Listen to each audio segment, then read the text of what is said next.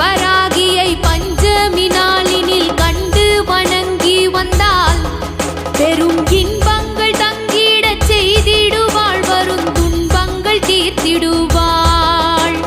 சிங்கத்தின் மீதினில் வந்தருள் செய்திடும் சிந்துர வண்ணத்தினாள், அன்னை செங்கையில் சங்குடன் சக்கரம் கொண்டவள் விஷ்ணுவின் அம்சத்தினாள்.